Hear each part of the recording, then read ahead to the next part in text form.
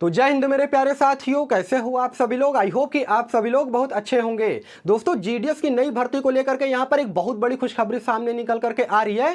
देखिए, department of post office की तरफ से अभी कल की डेट में एक नया नोटिफिकेशन जारी किया गया था, जिसमें कि ये बताया गया है कि जीडीएस की नई भर्ती के रिगार्डिंग में आप कब से कब तक फॉर्म को अप्लाई कर सकते हो। उसके अलावा इस बार क्या कुछ बड़ा बदलाव होने वाला है, डॉक्यूमेंट्स अपलोड होगा कि नहीं होगा, और क्या कुछ सर्टिफिकेट लगेगा आपको अप्लाई करते टाइम में। यहाँ पर सारा ए टू जेड जानकारी जो है नोटिफिकेशन में बताया गया है, जिसके रिगार्डिंग में आज की इस वीडियो में मैं आपको सारी जानकारी यहां पर देने वाला हूं। तो दोस्तों, वीडियो बहुत ही ज्यादा इंफॉर्मेटिव होने वाला है। वीडियो को आप लोग एक लाइक जरूर कर दीजिएगा, और चैनल पे अगर आप सभी लोग पहली बार या फिर नए हो तो चैनल को भी जरूर सब्सक्राइब कीजिएगा इसी प्रकार के गवर्नमेंट जॉब के मोर अपडेट के लिए। तो देखिए दोस्तों, हजारों लाखों बच्चों का यहां पर इंतजार कहीं ना कहीं खत्म हो गया है। जिस चीज का इंतजार यहां लाखों बच्चों को था ना कि जीडीएस की नई भर्ती का नोटिफिकेशन कब जारी किया जाएगा, यहां पर जीडीएस की नई भर्ती का notification department of post office ने 12 जुलाई 2024 को यानी कि कल शाम को ही यहां पर जारी कर दिया, जिसमें कि यह बताया गया है इसका ऑनलाइन आवेदन 15 जुलाई से पूरी तरीके से स्टार्ट हो जाएगा।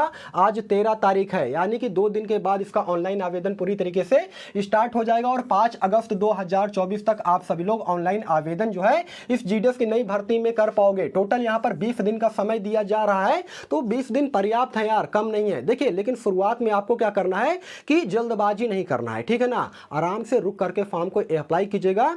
मेरी मानिए तो एक सप्ताह के बाद जो है आप लोग फॉर्म को अप्लाई कीजिएगा, ठीक है ना। किस डिवीजन से फॉर्म को अप्लाई करना है, किस सर्कल को चूज करना है, पोस्ट प्रेफरेंस किस प्रकार से देना है, सारी चीजें मैं आपको यहां पर बताऊंगा, ठीक है ना। क्योंकि कई बार क्या होता है कि बच्चों के अच्छे परसेंटेज होते हैं, लेकिन फिर भी वे गलत डिवीजन से, गलत जो है सर्कल से फॉर्म को अप्लाई करते हैं, इस वजह से उनका नाम नहीं आता है। तो आप लोग ये गलती मत कीजिएगा। मैं आपको बताऊंगा कि किस सर्कल से, किस डिवीजन से आपको यहां पर फॉर्म को अप्लाई करना है, ठीक है ना। 20 दिन कम नहीं होते हैं। उसके अलावा नोटिफिकेशन में यह भी यहां पर बताया गया है कि फॉर्म में अगर किसी प्रकार की कोई भी गलती हो गई, अगर गलती से आपने गलती कर दी हो, तो फॉर्म में आप जो है करेक्शन कर सकते हो, इसे एडिट कर सकते हो। इसका डेट रखा गया है 6 तारीख से लेकर के 8 अगस्त, यानी कि 3 दिन का समय यहां पर आपको दिया जाएगा फॉर्म को एडिट करने के लिए। लेकिन देखिए, आपको जल्दबाजी नहीं करना है, ठीक है ना। जब भी आप फॉर्म को अप्लाई करेंगे, उसे 2 से 3 बार अच्छी तरीके से चेकआउट करेंगे कि मेरे द्वारा जो भरा गया इंफॉर्मेशन है वो सही है कि नहीं है। नहीं तो होता क्या है दोस्तों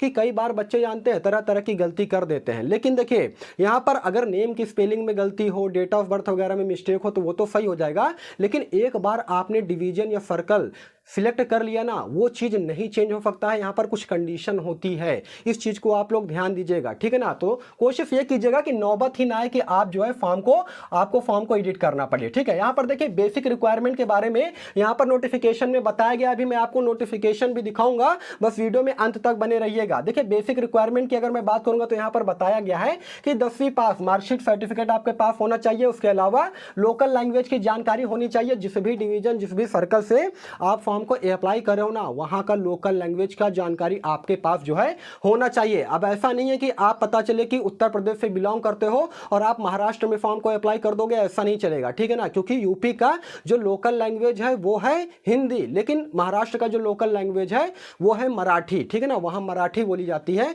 तो ऐसा नहीं होगा, जो महाराष्ट्र के जो लोग हैं या फिर वे लोग जो कि मराठी जानते हैं, वही लोग महाराष्ट्र से फॉर्म को अप्लाई कर सकते हैं। अगर आप हिंदी बेल्ट वाले स्टेट से आते हो तो आप हिंदी बेल्ट वाले ही राज्य में फॉर्म को अप्लाई कर सकते हो। इस चीज को ध्यान से समझिएगा, ठीक है ना।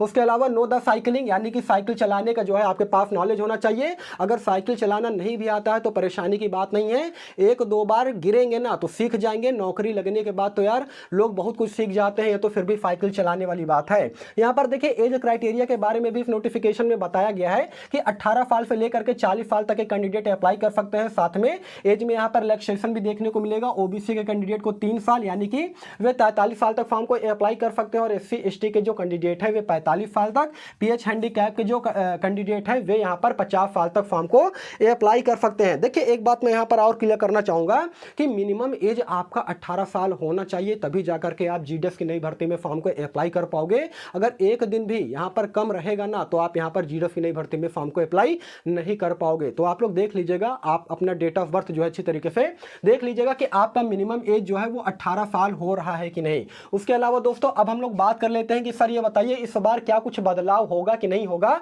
दोस्तों मैं आपको बता रहा हूं, देखिए किसी प्रकार का कोई भी बदलाव नहीं होगा। जिस प्रकार से जीडीएस की पुरानी भर्ती का सिलेक्शन प्रोसेस होता था ना, सेम यहां पर वही चीज होगा, ठीक है ना। ना ही यहां पर डॉक्यूमेंट अपलोड होगा। सुनने में आ रहा था कि सर इस बार जो है डॉक्यूमेंट्स जो है अपलोड किया जाएगा, लेकिन नोटिफिकेशन में यहां पर यह बता दिया गया है साफ तौर पे कि किसी प्रकार का यहां पर डॉक्यूमेंट्स जो है अपलोड नहीं किए जाएंगे। सेम आपको जो है 10वीं के परसेंटेज के आधार पर यहां पर सिलेक्शन होता था, पिछले पहले भी और इस बार भी ऐसा ही होगा, ठीक है ना। बिना परीक्षा नौकरी है, यानी कि इसमें किसी प्रकार का कोई भी रिटन एग्जाम नहीं होता है, 10वीं के परसेंटेज के आधार पर सिलेक्शन होता है। ये सारी चीजें तो आपको पता ही होगा।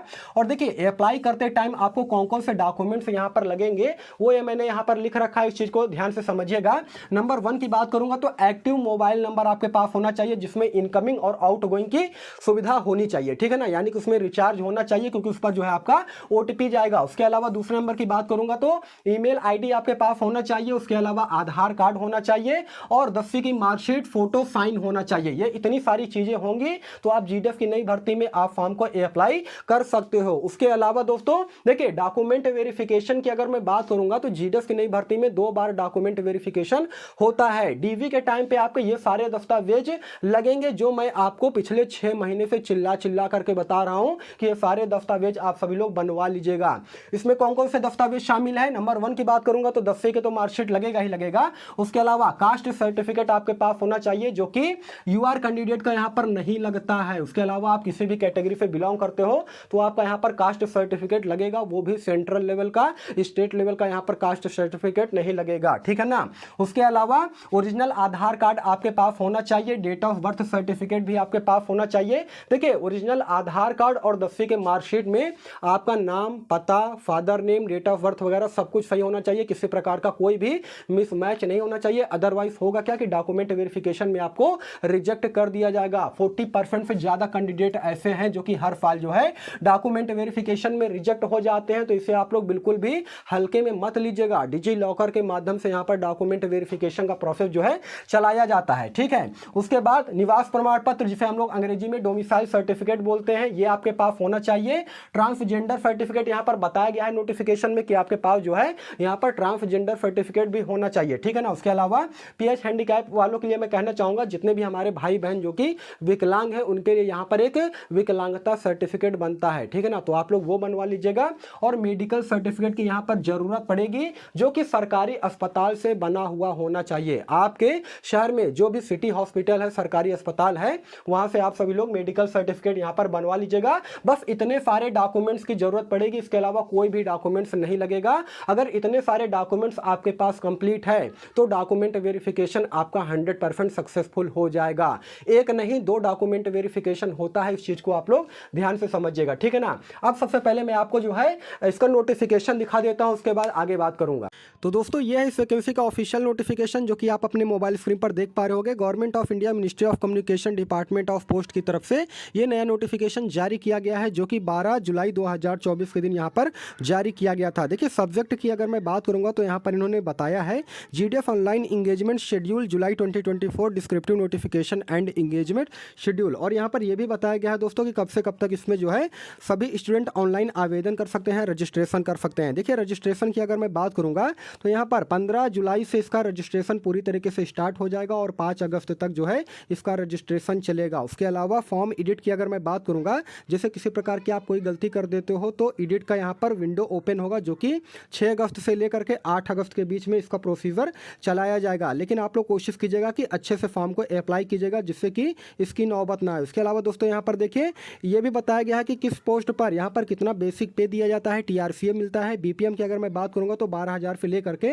29,380 रुपये का बेसिक पे दिया जाता है। और एबीपीएम डाक सेवक की अगर मैं बात करूंगा तो 10,000 रुपये से लेकर के 24,470 रुपये यहाँ पर बेसिक पे के बारे में बताया गया है। एज क्राइटेरिया जैसा कि मैंने आपको बताया था कि मिनिमम 18 साल और मैक्सिमम 40 साल तक के कैंडिडेट यहाँ पर अप्लाई कर सकते हैं। साथ में यहाँ पर रिलैक्सेशन भी देखने को मिलता है, कितना देखने को मिलता है वो मैंने आपको व्हाइट बोर्ड पर समझाया था दोस्तों। उसके अलावा यहाँ पर देखिए एज में जो है छूट दिया जाता है, यहाँ पर बताया गया है कि किस कैटेगरी वालों को कितना जो है यहाँ पर एज में रिलैक्सेशन देखने को मिलेगा, यानी कि रिलैक्सेशन दिया जाएगा। उसके अलावा बेसिक रिक्वायरमेंट की अगर मैं बात करूँगा तो जैसा कि मैंने आपको बताया ही था कि साइकिल चलाना आपको आना चाहिए। चाहिए, उसके अलावा कंप्यूटर का बेसिक जानकारी जो है आपके पास होना चाहिए, 10वीं की मार्कशीट होना चाहिए, तब जाकर के आप इस वैकेंसी में ऑनलाइन आवेदन कर पाओगे। तो दोस्तों यही सारा सब कुछ जानकारी देना था। देखिए इस अगर नोटिफिकेशन को आपको अच्छी तरीके से रीड करना है तो आप चले जाइएगा मेरे टेलीग्राम चैनल पर। टेलीग्राम चैनल का लिंक मैंने वीडियो के डिस्क्रिप्शन में ऑलरेडी डाल रखा है, वहाँ पर इस नोटिफिकेशन को मैं वहाँ पर डाल दूंगा।